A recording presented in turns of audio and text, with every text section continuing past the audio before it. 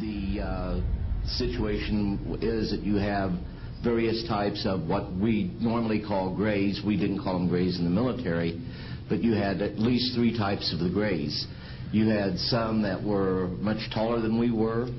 The unique thing that I'd like to point out for the most part is that the entities that we did catalog were in fact humanoid. Now this created a situation where the scientific community was trying to figure out why that would be the case, because you would expect that if life evolved on other planets, that they would take on some type of other being, so to speak, not necessarily look humanoid or be bipedal such as we are. But apparently we got quite a few of the species out there that are humanoid in appearance, and that creates a question that yet has to be answered by science.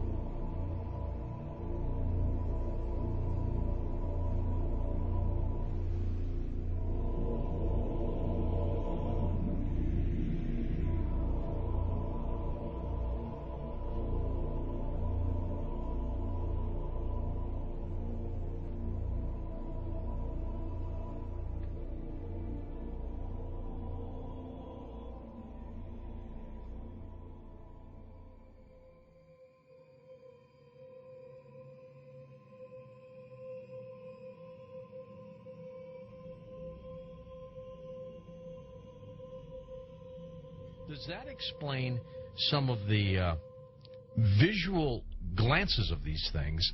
They seem to just simply disappear. They're gone.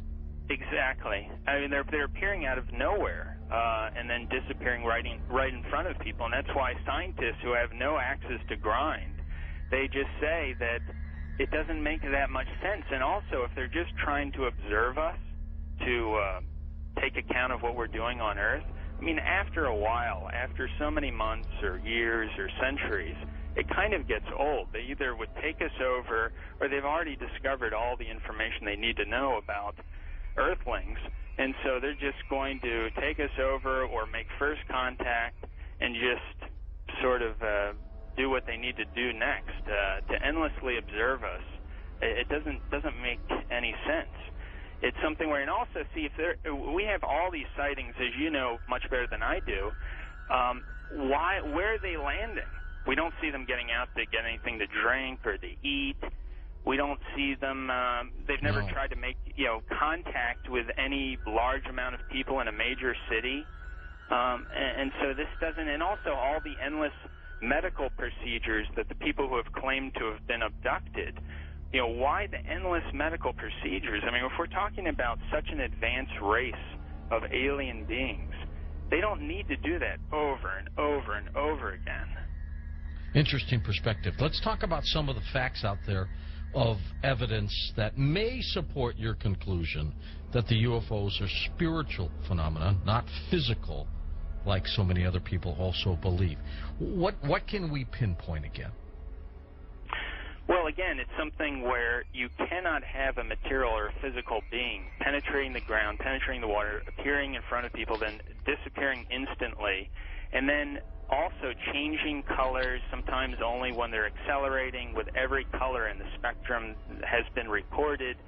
Many UFOs coming and making one UFO breaking apart and then going into multiple UFOs. It doesn't make sense. And then not only just that, but to get into the fact of how far they're traveling and the speeds that they would have to travel, and just the other problems with cosmic dust and traveling at the speed of light and then running into those bits of cosmic dust, the explosions that would be created, the amount of energy that would be consumed in traveling from these distances. Just all those kinds of things really scream out that you're dealing with a spiritual phenomenon, not a material or physical phenomenon. There does seem to be a deception here, because I've always wondered, my gosh, if they're that benevolent, if they're that understanding of humankind, make yourself available. Go ahead. That's why some of these other scientists have said that they seem to be trying to set people up to deceive them as if they are aliens, but the facts just say that they can't be that there's something else. It doesn't make any sense, and there's something else, a psychological deception that's going on here. And many of these scientists say, I don't know what it is, but we've concluded that it's got to be that. It's got to be something bigger is going on here than just them trying to show people that, yes, here's a UFO that you're seeing now, we are aliens, that there's got to be something else going on here, on top of the fact that the characteristics of them show that they just cannot be some material or physical craft. Do you think humans are involved in the deception? I'm losing my voice here. I gotta pop it back. As far as I think there have been deliberate hoaxes that have been perpetrated, and it's an interesting statement. I mean, there are many that could be quoted, but Gordon Creighton, who I know you know of him, probably, who died in 2003, he made this statement in the British journal Flying Saucer Review. He said, quote, "There seems to be no evidence yet that any of these craft or beings originate from outer space.